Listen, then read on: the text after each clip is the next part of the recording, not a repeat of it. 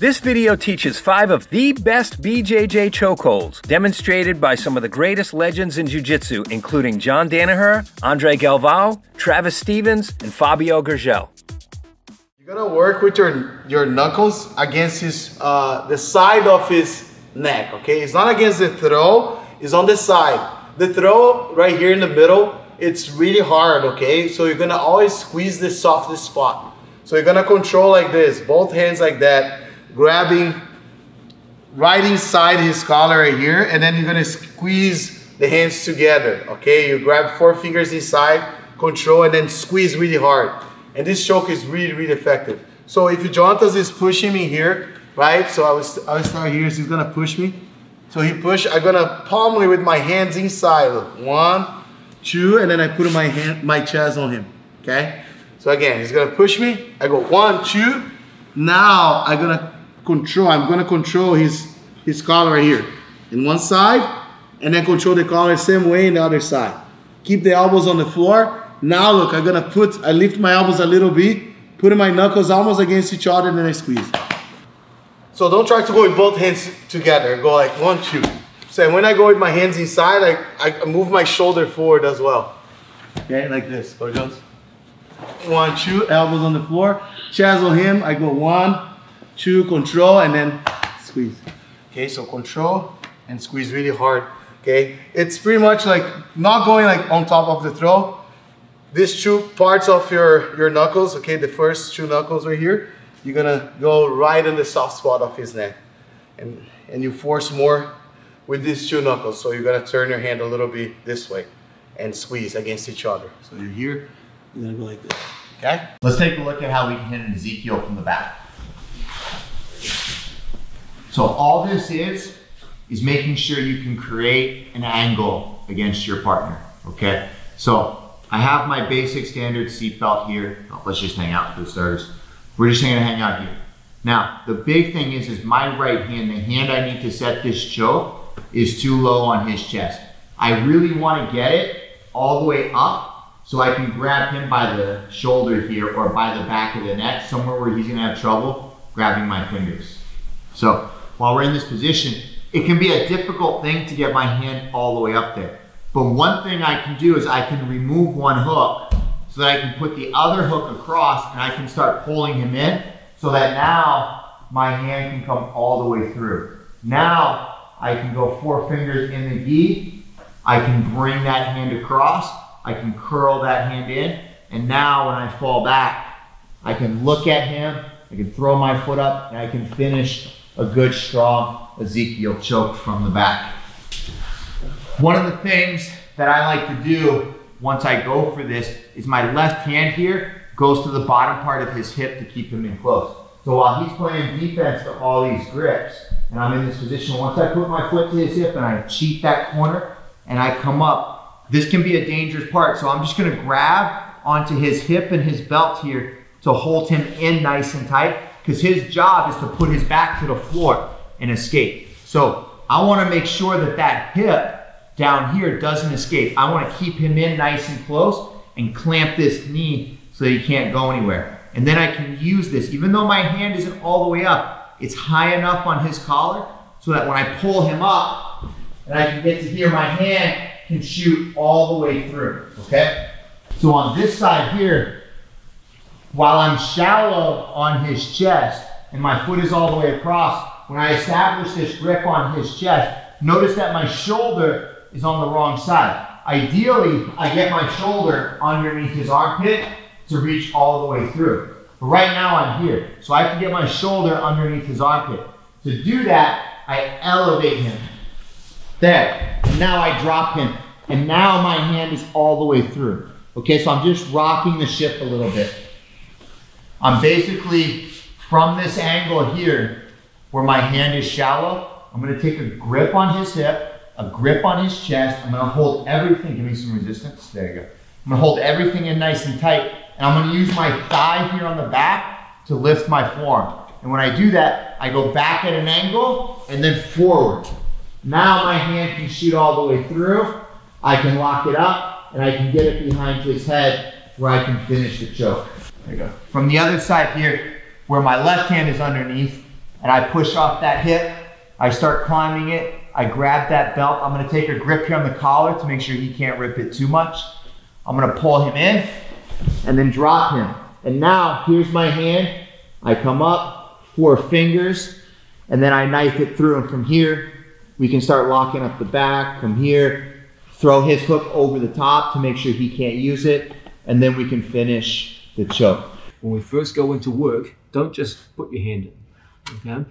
Always feed the lapel into the thumb of the strangle hand, just like we did before.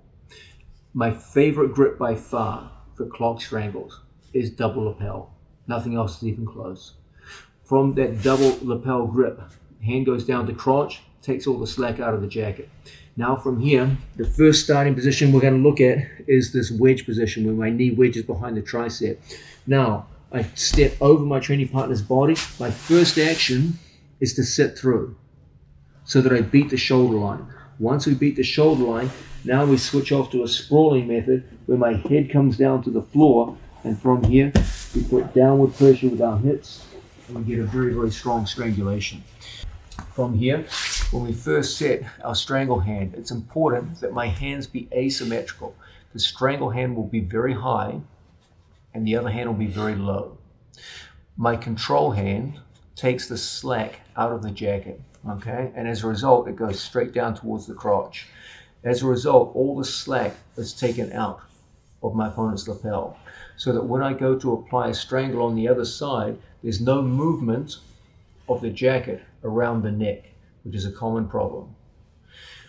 By taking away all the movement, we now have a perfect murderer's rope set around our training partner's neck.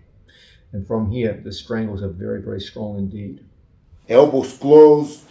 I'm trying to get the choke, but the guy doesn't allow me to put the hands on the collar, so he's defending himself really well. So I have tried many things, tried to take the elbow out, but it's not working. The guy's still there. So what I'm gonna do is I'm gonna start open his lapel, right? So I'm gonna open his lapel as much as I can and feed the other hand. As I get the lapel under his shoulder, again, I'm gonna put the knee on belly. So my goal is again create a space to put my hand in. So we're gonna do this and switch. In order to switch to the Brabo choke, I need my opponent to turn sideways. So that's why I use the knee on belly all the time. Because when I put the knee on belly, I force him to turn into me because he needs to escape from knee on belly. That's his first reaction. I'm not saying that's the right one, but that's the most common situation. Every time you touch your knee on your opponent's belly, he's gonna move the hip away. So I'm here. If I do this, the guy gonna move the hip away.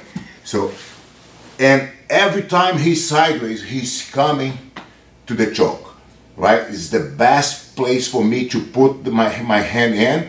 So because his neck's gonna be right on top of my blade, and then where the choke comes. So that's why we're gonna use the knee on belly a lot of times when you wanna get the choke from the side control. So I'm here. As I touch the knee on his belly, my opponent's gonna react, escaping the hip.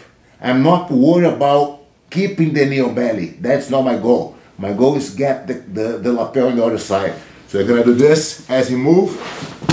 I just switch and get the lapel with the other hand. One more time. These legs gonna be up, but I'm not putting the pressure on the knee on belly. I just want my leg here to avoid him to recompose the guard. Just to make you guys see, as he turned into me, look at how his neck is on top of my forearm.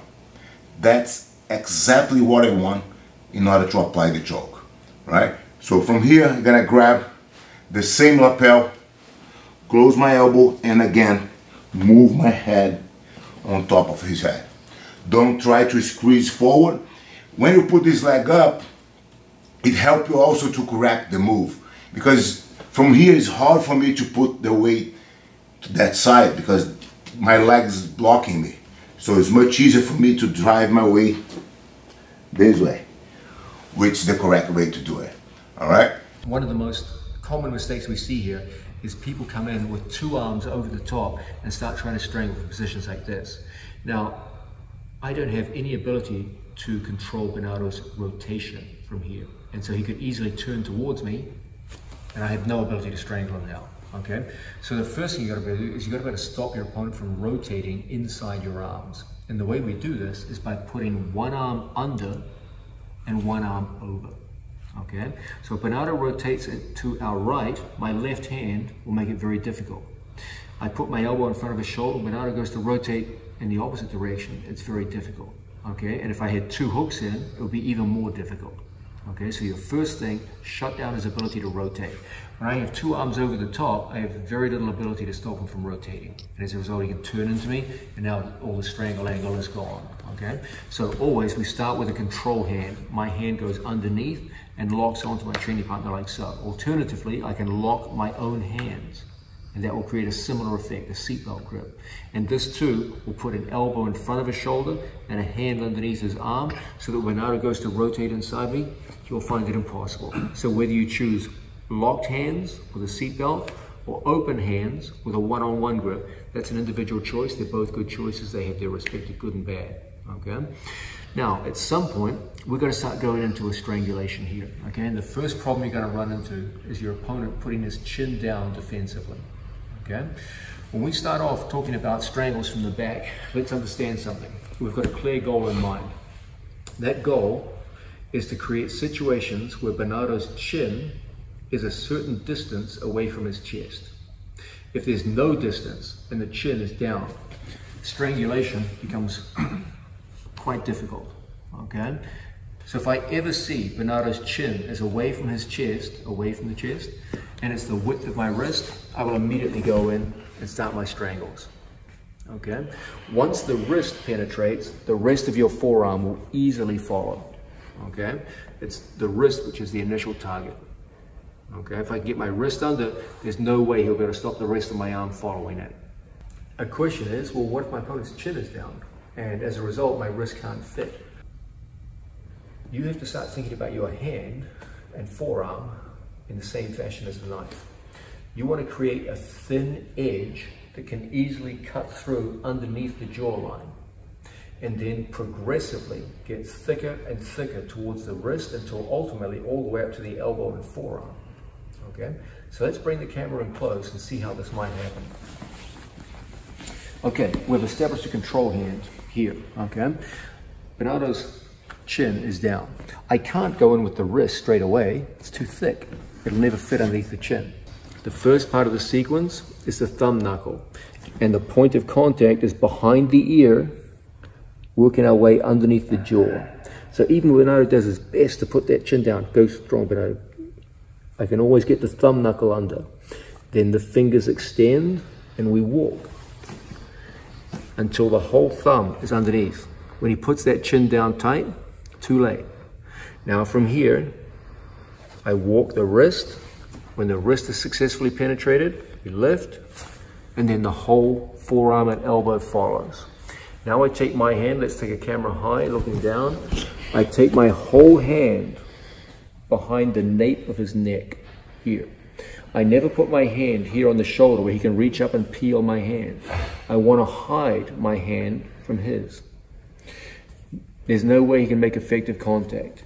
Now it's time for me to take the control hand out, and I want to cross my wrists. A common mistake here is people grab their bicep.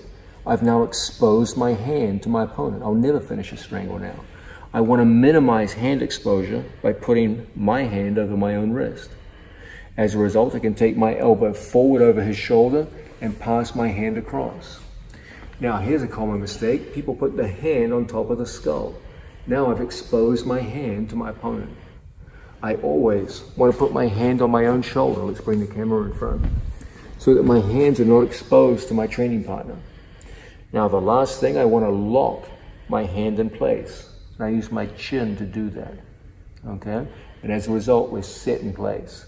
Now from here, to actually finish the strangle, I use a rotational method where I take my right elbow over my training partner's right shoulder.